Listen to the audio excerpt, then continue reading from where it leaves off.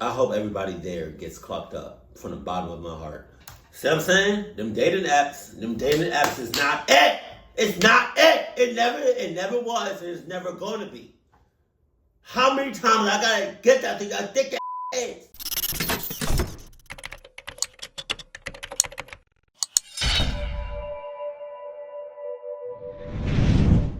Stop! Don't! No! I forgot. I think it's Nick Crowley. The YouTuber that made this video. I forgot. But it's been a minute since I read to your videos. What's up? Let's go. Make Halloween fun with one-stop shopping. The sharper you want your memories, the more you need Kodak. How much further will it take to stop? 1 foot, 2 feet, 3 feet. Everything you need for Halloween fun, now at Walgreens. 4 feet, 5 feet. It's the night he came home. 14 feet. 15 feet. Cigar 2, I'm at the corner.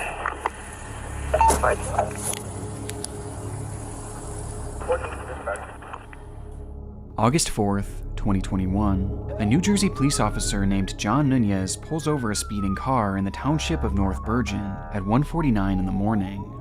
Inside the vehicle was a 27-year-old passenger named Alexis Rodriguez, who was accompanied by the driver, 24-year-old Luis Fernando Ceballos, whom the officer had witnessed driving down a heavily populated street going well over 100 miles per hour. You can shut the car off and give me your license, registration, and insurance. The reason for the yours. Damn! I know. That's why I stopped him. Yeah, that's why I'm stopping you for reckless driving, careless driving, speeding, and the lights you ran, okay? You were doing at least 100 on Kennedy Boulevard. All right, man? You almost struck my car because I was making a right turn. All right? Damn. Luis's driving was reckless, to say the least. Apparently almost... Damn, that's nothing new to Atlanta. Y'all need to chill the hell down. They speeding every single day. But that's nothing for GSP though.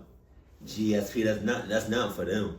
But every single day is somebody speeding, going well over the speed limit. It's like y'all don't care. It's like y'all don't care about y'all lives, other people's lives. And then it's like I be seeing other cars like racing, and just like y'all going 100 miles per hour. If I just tap on my brakes, it's over for everybody. Like, chill out, chill out, chill out, chill out, chill out. Deadass, bro, they need that everywhere in America. Somebody needs to make it a law or like a, because it's like they don't take speeding seriously. And it's like, if you get caught speeding, you're going, okay, 5, maybe 10 miles over the speed limit is okay, I guess. But like, if you're going 20, 30 miles over the speed limit, man, I gotta tow your car. If the speed limit is 55 and you're going 80, 90 miles an hour, man, come on. I'm towing your car. Your license is mine.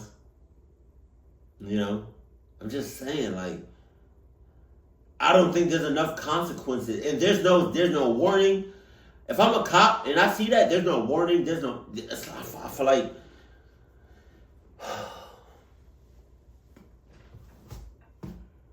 they gotta buckle down on these speeding laws, on these traffic stops, man. Jesus Christ. Striking the officer's car and several others as he sped through town, breaking numerous traffic laws. Want to make the right turn? Lights turning yellow and woof. The next light on 66, red. You're probably showing off for the girl. Despite this, Officer Nunez was sympathetic to the pair, as they were young and they were even on their first date. Sympathetic? Sympathetic? Oh, I'm about to be mad at this whole time. Sympathetic? You almost hit and killed a boy on a bike and an old lady. I don't know if she's old, but come on. Sympathetic my ass. Y'all both getting locked up. And despite there being grounds for a harsh punishment in a case like this, he made the decision to issue only 3 tickets, assuming that this whole situation would be enough of a learning lesson for Luis to never make the same mistake again, telling him that, I'm sorry, we're on a first date, me and him. That's fine, but Sorry. almost killing each other is not the way to start on a first date. Because it just got really carried away. before leaving the couple with some final words of advice. Alright, man. Thank you. Get home safe. I'm trying to figure out what. It just seems like a regular traffic stop. I'm trying to figure out what's so special about. Because usually with Nick Kraut, I think this is him. Usually with these types of videos, it's like something extreme happened or is about to happen. But it just seems like it's a regular traffic stop. I don't know.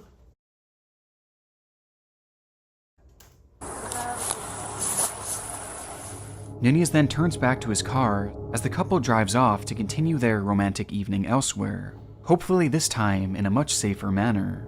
Probably not. 16 feet. Oh, did they hit somebody?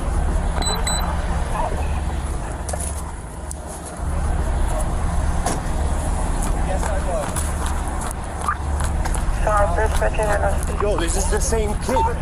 Oh my gosh. Oh my gosh. What? What? Did he just crash into a wall? At approximately 2:13 that very same morning, Officer John Nunez would be called to the scene of a nearby accident, only to arrive and discover that the car involved in the wreck was the one that he had just let go, only a mere 10 minutes before. In the vehicle, now destroyed past the point of recognition, were Luis and Alexis, whose bodies were so mangled that just by looking from afar, Officer Nunez immediately knew that the crash had been fatal. We're gonna need a crash team, sir. Crash team, we need a crash team. That's the same car I just had. Fatal. Oh my God. Oh my God. Yo, that's the same car, bro. That's the same car, man. The bar's gonna shut down 43rd Street. That's what I'm saying. The realization from the officer is devastating, That's what I'm as over the next 2 hours on the scene, you can hear him try and grapple with the situation, talking to fellow officers and even a paramedic, just trying to make sense of what had happened. That's the same car I just had, Sarge. What happened? That's the same car I just had, man. What did you have? That I stopped him for speeding. Are you okay? Yeah, I'm good. It's just, like, bro, I just told you, slow down, man. Like, You just stopped that car? yeah, just hit him off with 3. Like, Oh, that was the same car? yeah, I told them, like, bro, slow down. They're making me get checked out. But I'm fine, man. It sucks. Like, I just literally stopped them for the same thing. Like, yo, relax, slow down, bro. And she's like, no, it's my fault. We're just trying to get home, but it's not your fault if they get into an accident. And Why is it so blurry? I had him stopped a couple of minutes before. For speeding? Yeah. That's crazy. Based on the knowledge and news reports that have since been released, another driver had been backing his large semi-truck into a local business to make a delivery when suddenly the couple crashed into his vehicle. Jesus. And as it turns out, this was far from a freak accident, as despite the warnings from Nunez, it appears that Luis took his words not as a lesson to be learned, but as further fuel for his ego, believing that he could get away with anything on the road. As evident by the fact that just 5 seconds before the crash, it was determined that Luis had been traveling at 124 miles per hour, even faster than before he was pulled over. The entire clip is genuinely heartbreaking, and in the end, this deadly catastrophe serves as an all too important reminder to drive safely on the road, as the video has since been shared all across the internet, where it's since found a home here on the dark side of YouTube. Jesus Christ. 19 feet. 20 feet. Jesus Christ. Think. No. Slow down. Costumes from $1.83 to If the $3.99. valve was suddenly open and your arm was near,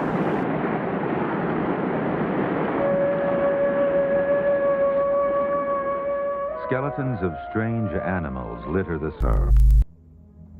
As evidenced by our first clip, the fairly mundane task of driving can quickly become life-altering within just the blink of an eye. 1 minute you're cruising along enjoying your ride, and the next you're encountering something straight out of a nightmare.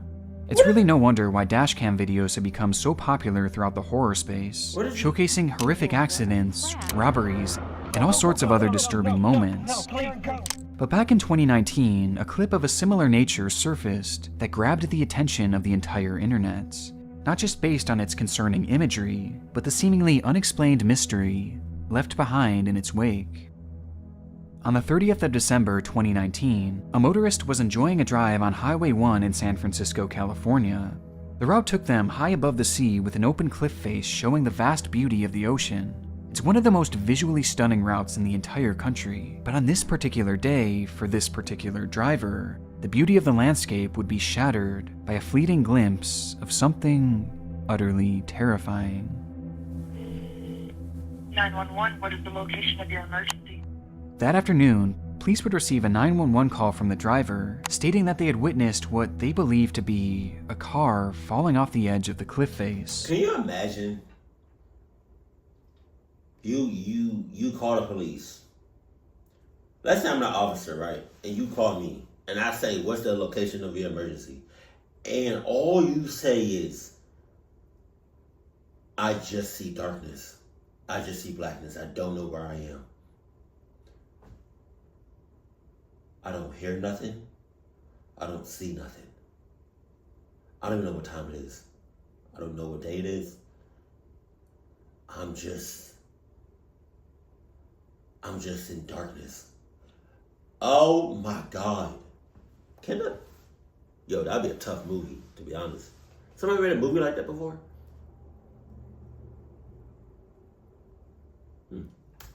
Which stood hundreds of feet above the water below. It happened in just a split second. Hold on. Okay. Almost too fast to fully comprehend, causing the driver to question whether what they saw was real or just a figment of their imagination. A question that would only be answered by the dashcam that just so happened to be rolling at the time of the incident.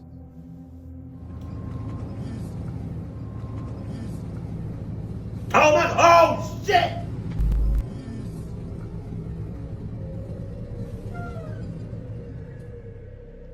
I'm not gonna lie, my boy. That was straight off of GTA 5. Grand Theft Auto games. That seemed like it was straight from the Grand Theft Auto games. Y'all know what I'm talking about. When you driving, and you go off a ramp, and it's like it goes in slow motion, and you can take a screenshot. Oh my God. Oh my God. The clip is concise, but it did in fact confirm the driver's account that a car had gone over the edge, as the footage cuts off almost exactly as the vehicle appears to go airborne. Can you imagine God's hand holding, like as soon as it gets off, the car gets off the cliff, like a God's hand or something, like another presence grabs the car, but it's invisible so you can't see it.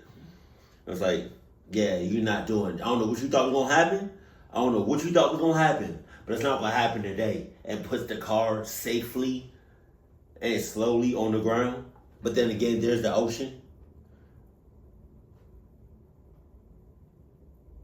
Or like, can you imagine like the car battery dying right before the car? Oh man.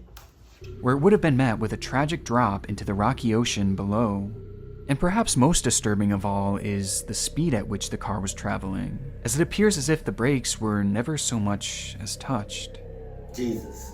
Within just minutes of the call, rescuers were already arriving on scene, where they would discover tire tracks in the sandy dirt leading right off the edge of the cliff, perhaps an unsurprising indication that the car had actually gone over. But what was surprising was something that happened to be missing from the scene entirely, as when they looked down into the water below, there was no vehicle.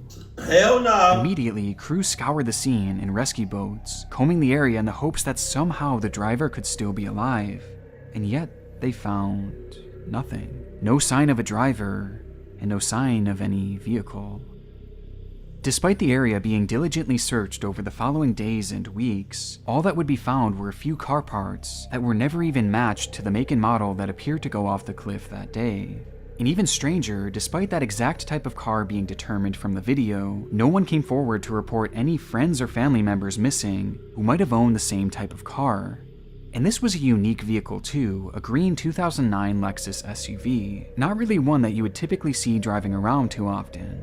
And yet, despite this video being shared all over the news and across the internet, no one seemed to recognize it, and no missing persons cases were linked to this video, leading to the search being concluded with no definitive proof ever being established that a vehicle had landed in that location, or that anyone had even been involved. Was it anybody even in that car? I'm not gonna lie. Somebody probably could have put a brick on the gas pedal, close the door. You know what I mean? But that doesn't explain the car missing. It was like it never even happened, as the vehicle had just disappeared as soon as the video ended. The clip immediately became a mystery here on the internet, with theories being thrown all around, ranging from something supernatural having happened, to the car somehow being swept up before investigators had gotten there, perhaps entering the water at the perfect angle to which no debris was left behind. But maybe one of the most compelling theories at the time was the idea that the video itself wasn't even real, with experts even diving into this theory to see if they can find any proof that this was CGI. Yet their investigation found no evidence that this was the case. And despite this footage seemingly making no sense at all, this video was all too real, and was now left completely unexplainable, as the mystery would fall out of headlines and quickly be forgotten. Until the morning of April 29th, 2020. What?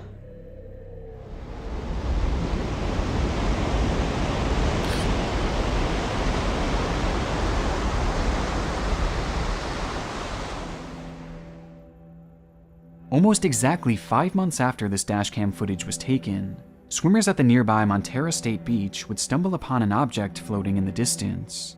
And upon further inspection, the realization would set in that this object was actually a body. Oh my God. Her name was Tracy Sinclair, a woman from the area who just so happened to have been missing around the very same time as this infamous clip. And when police would search her auto records, they discovered that she did in fact own a dark green Lexus SUV from the year 2009, giving us at least a better idea of who was in the vehicle at the time it crashed, and the fact that a vehicle had in fact crashed to begin with.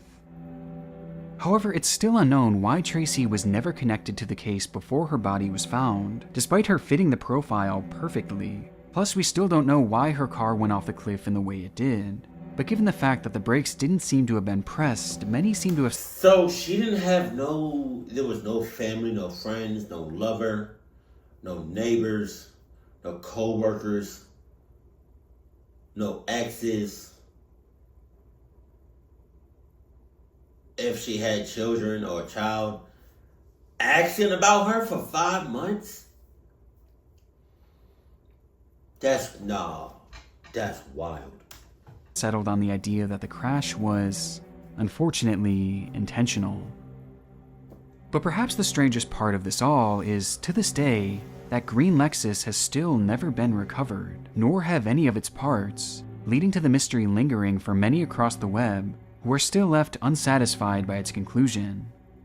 But for the family of Tracy Sinclair, I'm just glad that they can now take some solace in having some measure of closure to their dark, devastating loss. It's the great pumpkin, Charlie. Your arm would be like trying to... The passers... Before we get... You know what I missed? And I just got a random thought. I miss Don't Hug Me, the channel, your YouTube channel, Don't Hug Me, I'm Scared. They keep uploading like YouTube shorts videos, but not no full like original Don't Hug Me, I'm Scared, like another video. It's been how long?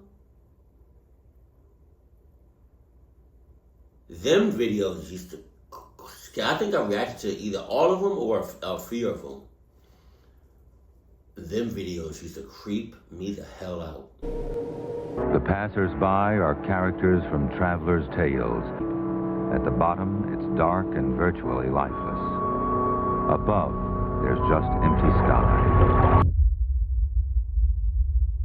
Our next case takes us to what would best be described as an environmental anomaly. As hidden within the outskirts of Mitsero, Cyprus, exists a body of water known simply as the Red Lake. As the name would suggest, this small secluded lake consists of red water that varies in shade throughout the year. In some instances it appears bright red, while in others it almost looks blood-like. Jesus. This anomaly is caused by various blends of minerals found within the soil, as well as runoff from a nearby abandoned mine, which was once used to extract iron ore and gold back in the 50s.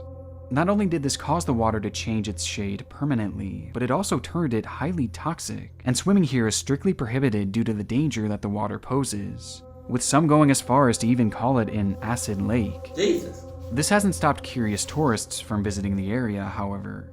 And as a matter of fact, the dark allure of this deadly lake seems to only drive curiosity, leading it to become a semi-popular location for extreme tourism. And those brave enough to journey out there have gifted us some truly stunning footage. That looks crazy as hell. Who the hell would want to go over there? Not me, I'm not going Like this there. video from YouTuber 2 Wheels 4 Rotors, which shows a stunning overview of this deep red lake from the vantage point of a remote-controlled drone, providing us with a full view of the lake's beauty.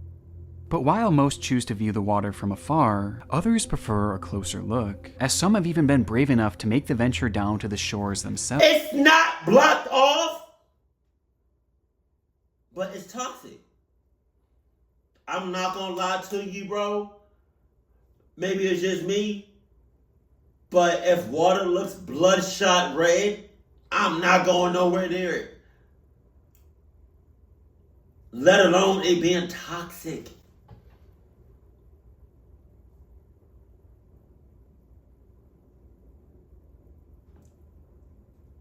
I hope everybody there gets clocked up from the bottom of my heart.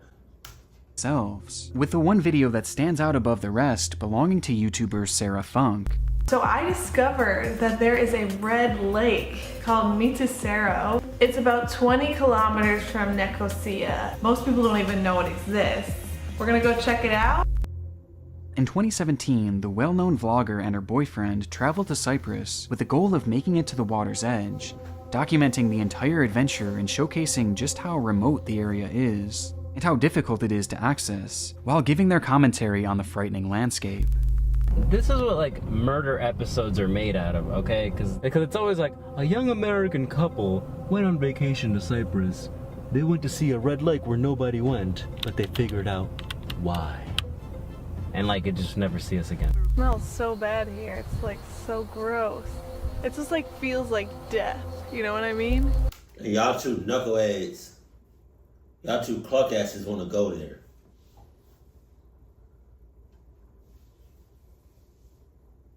Cluck you. Eventually, their trek takes them all the way down to the shoreline, where Sarah stands dangerously close, taking a photo of the deep red water. But though both of these videos are interesting in their own unique ways, it would be a stretch to call them dark. And for years upon their release, they really weren't, as it wouldn't be until 2019 when it would be revealed just how disturbing these videos actually were.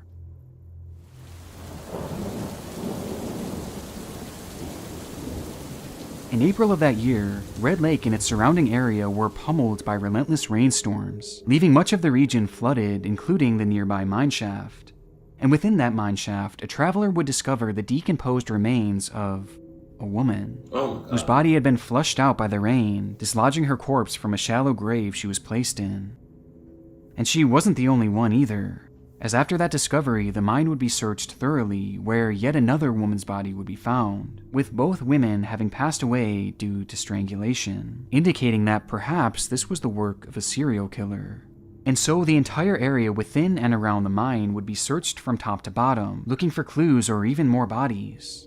Though it wouldn't be until investigators turned their attention to Red Lake that they would uncover the true extent of the killer's work. Jesus Christ. Police in Cyprus investigating a suspected serial... You know what that looks like? That literally looks like a body of water that was normal at first.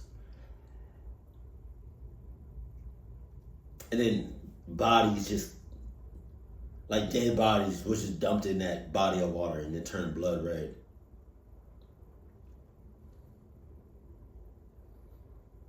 That shit look crazy as hell, bro. Serial killer have uncovered another body close to an abandoned mine where the bodies of 2 other women have already been found. An officer in the Cypriot army has confessed to killing 5 women and the daughters of 2 of his victims. Within the water, 5 more bodies would be found, 3 of which belonging to adult women that too had been strangled to death, just like the previous 2 found in the mineshaft. Although disturbingly, the final 2 victims were merely children who belonged to 2 separate of the victims. The case was shocking and took Cyprus by storm, as a suspect would quickly come to the forefront and eventually confess to the killing of all 7 victims, admitting that he had buried their bodies in the mineshaft or dumped them within the lake. His name was Nikos Metaxas, a military officer who had used a popular dating app to find women in the area before proceeding to strangle each of them. See what I'm saying? Them dating apps is not it! It's not it! It never was, and it's never gonna be. How many times I gotta get that thing out thick ass heads? I'm sorry.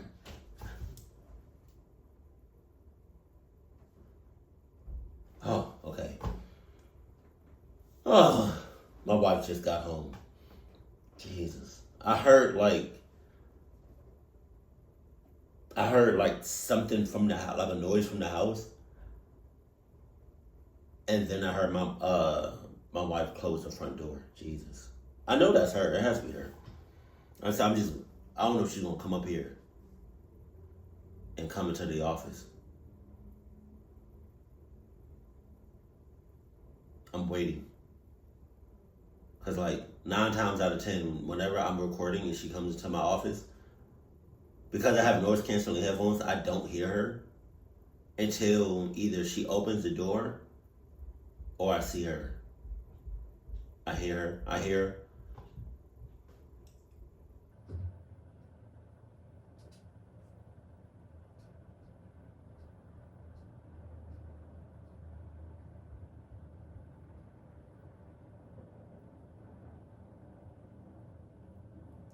We do have somebody else staying at our house, though. So I don't know if that's the other person. But my wife knows I'm recording now. I'm trying to wait, so I don't get scared.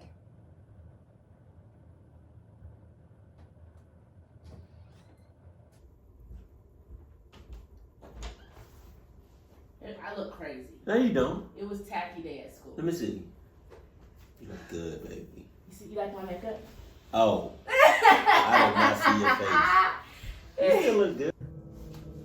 In his confession, he claimed that 2 of the women were planning on pimping out their daughters, and that he not only had to kill the mothers, but he had to kill the children themselves in order for them to be free. Oh my God. And if these killings couldn't get any more deranged, of the 5 adult victims, all of them were migrant workers who had moved to the area in a desperate attempt to find work, even though this type of work came with limited rights, as the justice system allegedly doesn't treat them the same way as if they were regular citizens. It was evident that Nikos knew this too and chose these victims very carefully, as he knew that their disappearances would never be properly investigated.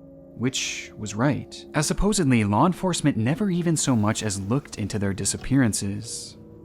The context of this location makes these travel videos extremely chilling, as these tourists were literally venturing into a serial killer's dumping grounds. Though there is a reason why I chose these 2 videos as prominent examples. You see, Nikos Metaxas didn't just dump his victims' bodies in the water. As for 4 of the victims, he first killed them, then bound them, then stuffed them into suitcases, before throwing them inside the water, as a way to assure that the bodies would be submerged. He's fucking crazy.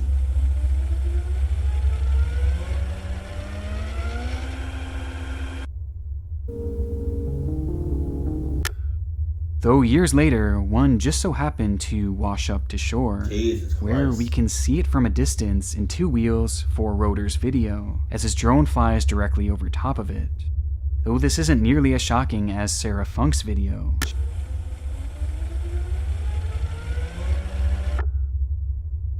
As she crouches by the water's edge, just feet away from it. Oh my God! with neither of these two creators having any clue that in these moments they were actually videotaping the trapped remains of a lost soul. Oh my God.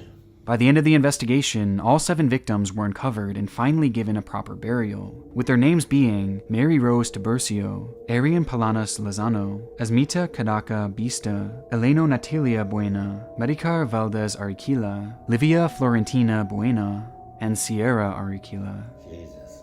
The case was officially closed in June of 2019, when Nikos was sentenced to 5 consecutive life terms, and will thankfully never see the outside of a prison again. Jesus. However, his actions have left a permanent dark stain on the work of unknowing creators all across YouTube.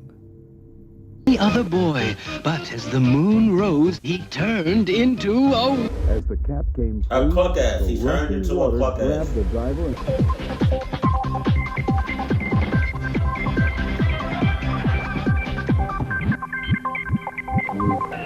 Hallo und guten Tag aus Berlin. Ja, wir haben es tatsächlich auf uns genommen und... It was July 24th, 2010, a day in which seemingly the entire country of Germany was ready to celebrate, as it was time yet again for another long-awaited Love Parade. This music festival had run off and on dating all the way back to 1989, where it's hosted some of the most popular musical acts in all of the world, as well as millions and millions of people. And it had grown to be so popular that during the event in 2008, an unbelievable 1.69 million people had been in attendance for what was essentially one of the largest parties on the entire planet. And the 2010 festival was set to be no different, with event organizers expecting a turnout of millions and millions of people. This amount of people coming together for any event is always going to be a logistical and public safety nightmare. Though despite event organizers... If you don't know by now, I do not like being in crowds. Damn sure not like this. I guess you could say I'm claustrophobic. But it's like, I don't like being in large crowds because it's like if something pop off, there's nowhere to run unless you're on the outskirts of that crowd. Cause like, what if somebody, you know what I mean,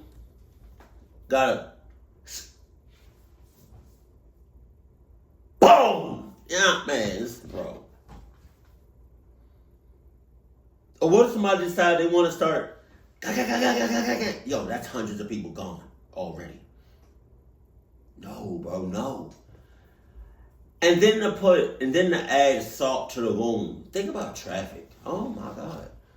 And officials from the city it was being hosted in, expressing their concerns over the size of the venue and its ability to fit so many people. The event was greenlit anyway, and it was determined that should anything go awry, there were proper channels for guests to evacuate in a quick and safe manner. And so on that July morning, thousands began lining up to experience this one-of-a-kind music festival. To control the crowd flow, the venue offered 2 large entry points that would lead the incoming crowd through a large tunnel which converged into a single main ramp. This ramp would then take the festival goers directly to and from the venue itself, where the party was already getting started. And to help with crowd strain, an additional smaller exit ramp was set up to help manage the high volume of people. And based on the footage found here on YouTube, it seems that at the beginning, people had been flowing in and out of the area with little to no issues, with most enjoying the moment knowing that they were part of history. Though very quickly, a problem would arise, as after just a few hours, the venue itself was supposedly filled to capacity. As a result, law enforcement set up a corridor blocking each of the entrances, as well as a third located on the ramp leading into the venue, in an attempt to stop the crowd from entering the festival. Though this didn't stop the crowd from growing outside the main entrances, as after just minutes, hundreds of thousands of people had gathered, each of whom were desperately trying to get in, pushing their way towards the first and second police corridors. As this was happening, the third corridor was also facing immense strain, as hundreds of thousands of people were attempting to leave the venue through that main ramp, meaning that at all 3 barricades stood countless patrons, all attempting to go in converging directions. Due to this strain, the first corridor would be dissolved, which was followed by law enforcement's decision to remove the second corridor as well, meaning that in an instant, all of these people were now rushing in directly towards each other. And worst of all, despite being allowed into the tunnel, that third corridor remained closed, leading to those walking through the entrance being met by another police barricade, as well as hundreds of thousands of people who were attempting to go the opposite way. It was the perfect storm. And now, each of these massive crowds were colliding, with everyone trying to force their way through in their own directions within this hopeless mass of humanity. Across YouTube, you can find various clips showcasing the commotion of that day, some taken from afar, some were taken by those who didn't even know anything was wrong,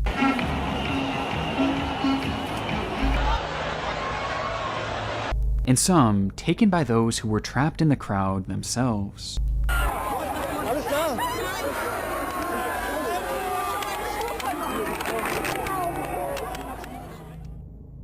And with the crowd pushing now from all directions, there was just no stopping the force, leading to them being squeezed and slowly suffocated, with the pressure being so great that some had their entire rib cages completely crushed in. God damn!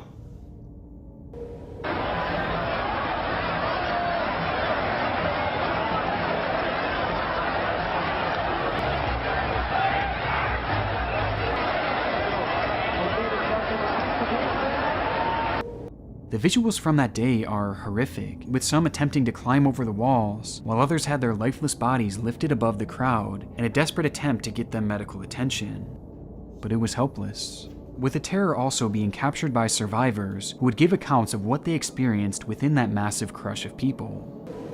I saw one girl they were trying to resuscitate and she had broken legs. Her boyfriend was near her, but there was nothing he could do. They put a cover over her head in the end. This is the first time I had ever seen people die.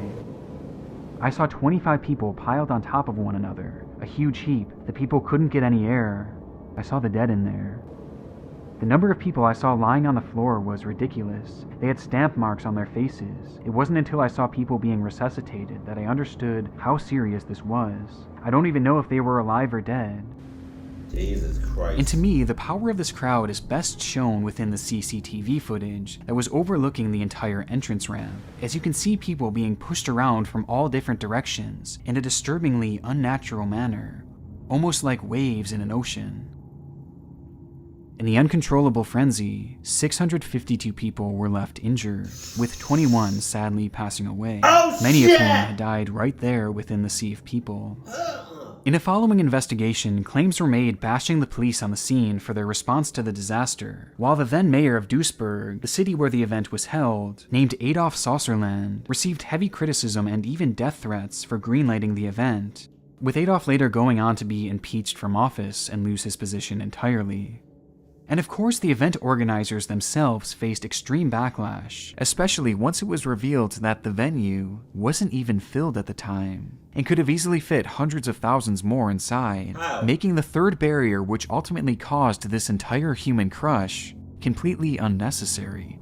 Though in the end, no one took responsibility for the tragedy, and no parties were formally convicted of any crimes. Bullshit. I'm suing everybody. It can happen this Halloween.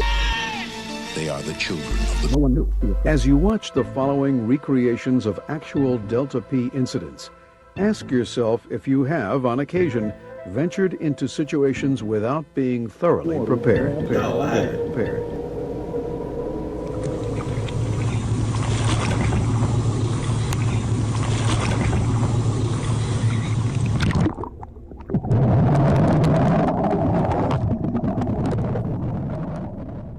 It was the start of a typical day for Kazim Ali, as he dives into the waters off the coast of Trinidad and Tobago, proceeding to swim towards a large structure looming in the murky sea. Kazim was working the unique and highly specialized job of being an underwater welder. You got it. You got it. You got all of that. Anything involving being submerged underwater, you got it. You got it. Dead ass. You got it more than working on top of water. I would rather work on top of water than being submerged underwater. Neither one I wouldn't want, but if I had to choose, working on top of water. Tasked with making repairs to a multitude of submerged structures that could only be reached by scuba diving. Kazim was employed by the Pariah Fuel Trading Company, who had tasked him and 4 others to perform maintenance on an inactive oil pipeline. This pipeline was incredibly long, going on for 1,200 feet below the water, with its 2 ends coming up to a 90-degree angle and rising up to the surface, with these vertical pipes being coined as risers. The system was initially created so that ships could park at the furthest riser and transport their oil through the pipe and out of the other riser, where it would be collected by Pariah. The area in which Kazim and the 4 other divers would be focusing their work on that day was known as Berth 6, which was capped by a hyperbaric chamber, or an airtight enclosure that would allow them to breathe and properly use their welding equipment, despite technically being underwater.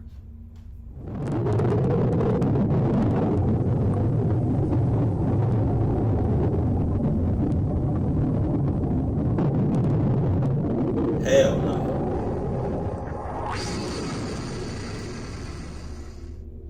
In the video, Kazim approaches the chamber, climbing inside when he's met with his colleagues Faisal Kurban, Rishi Nagasar, Yusuf Henry, and Christopher Boudrim, whom he all considered close friends by this point, sharing a close bond over their unusual profession. Once inside, the crew would remove their scuba gear, as they were now able to breathe the fresh air from the chamber, before going on to start their work on the pipe. The plan initially was to remove an inflatable plug from inside the old tube that was placed there to prevent the oil from the pipe from being contaminated by the surrounding water, with that process being briefly shown in the footage.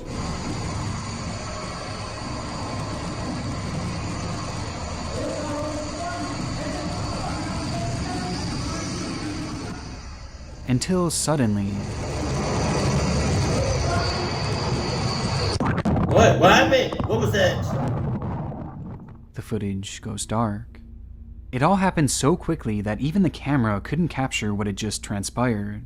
One frame we see the inside of the chamber, and the next, it's pitch black, with nothing but the noise of rushing water and the faint sound of muffled screaming.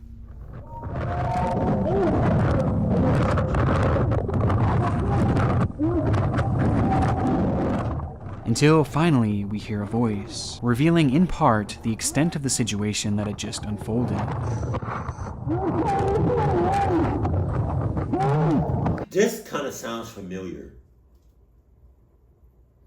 I don't know if it was Mr. Ballin, but did water rush in? I don't know. Oh God!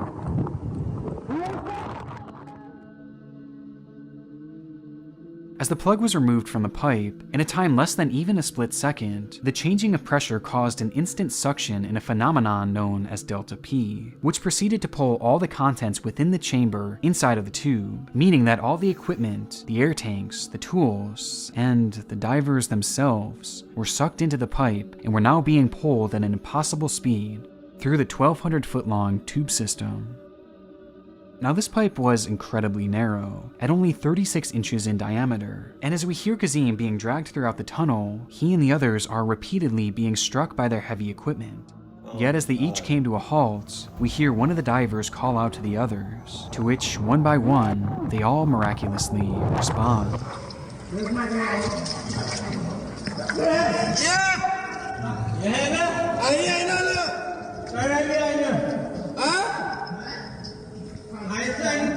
I'm 35 too. I trying to come up. Straight darkness. Yeah. Who making all that noise? Come on, all I mean, let's figure it out. We gotta go. We gotta start moving.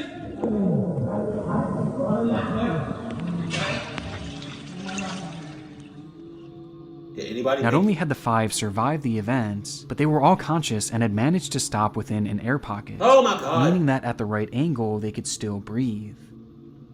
They had somehow survived the nightmare, but had just found themselves in a brand new one.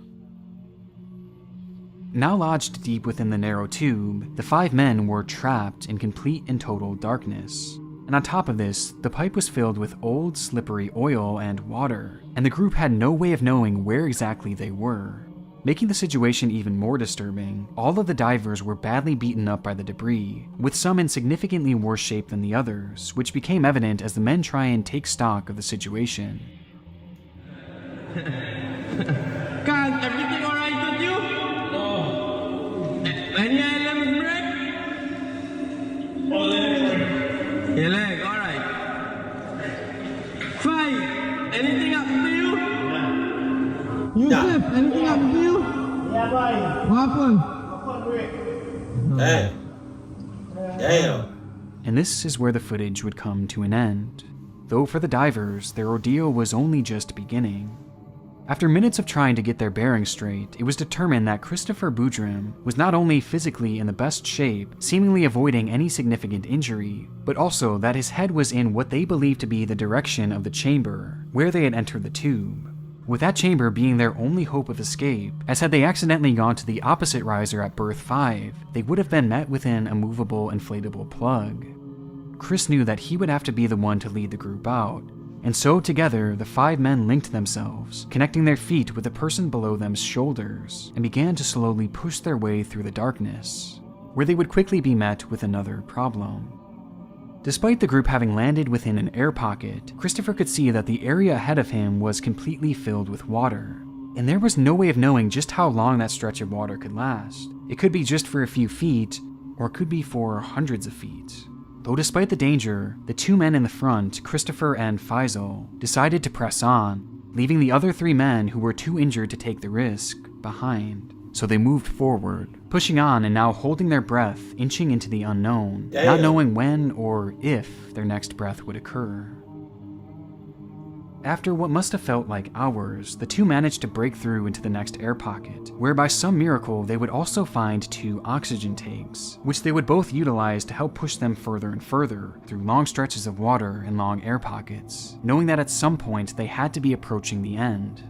Though the closer they seemingly got, the more Faisal's condition seemed to deteriorate, as the stress of it all seemed to finally catch up with him, leading to him stopping and refusing to go any further, falling into a complete panic and yelling at Christopher to stop too.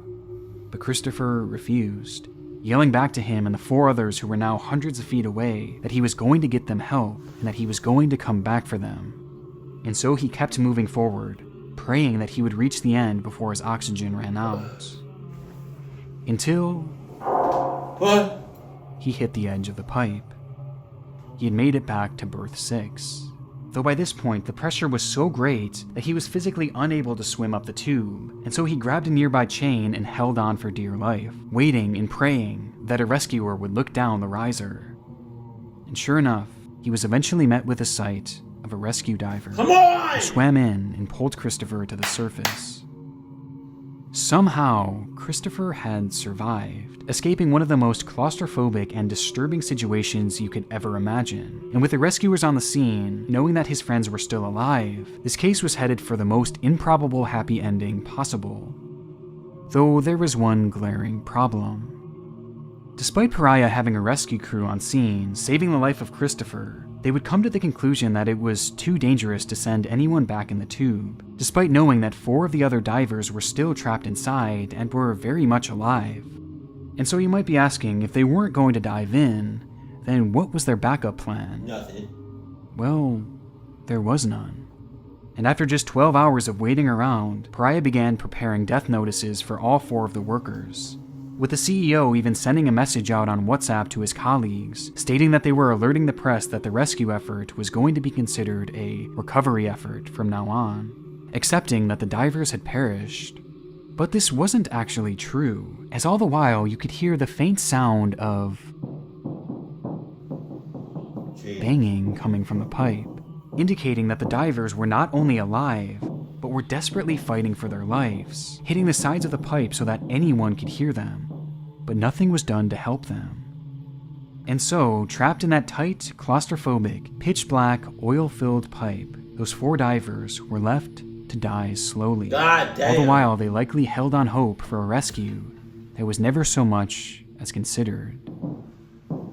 The sounds of their banging were heard all throughout the day and all throughout the night, until eventually 2 full days later, when the pipe fell silent. Jesus Christ. Their 4 bodies would be fished out 5 days later, with Christopher being the sole survivor of the incident.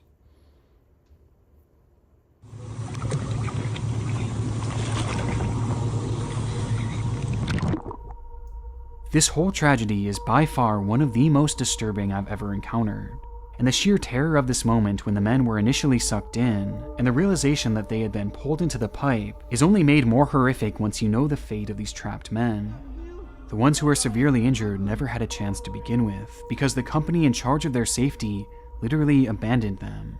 Christopher became so devastated by the lack of action that he himself even attempted to re-enter the pipe in order to rescue his friends. But he was held back and restrained, as it seemed to be Pariah's plan all along to just wait for the men to die. A different version of me would have fought the motherfuckers trying to restrain me, trying to keep me from getting my peoples. Hell no. I'm going back, and if I die, so be it. At least I died trying.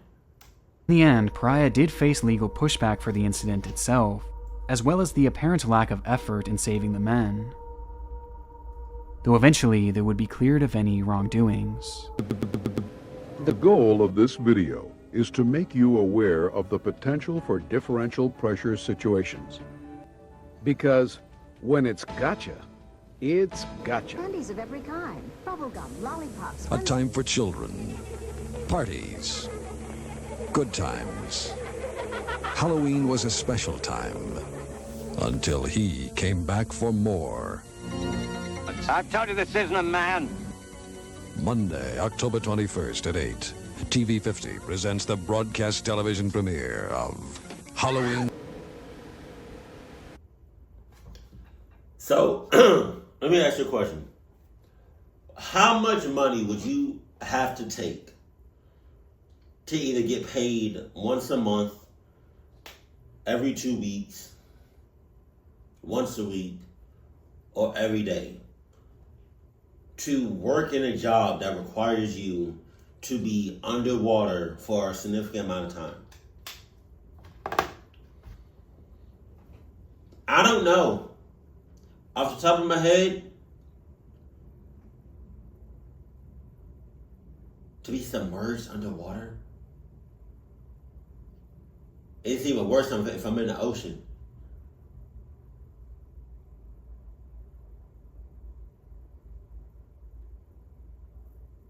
What do you think? 5,000 a week? 10,000 a week?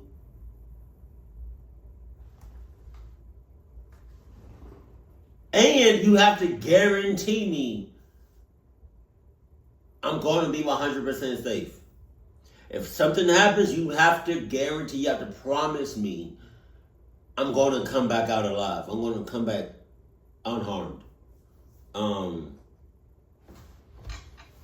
Anything dealing with water, I do not like it. I do not. I was dead ass serious about the traffic laws, the traffic stops. Something has to be done. It's insane. Y'all be getting laid. Y'all be letting these racer ass motherfuckers off the hook. Jesus.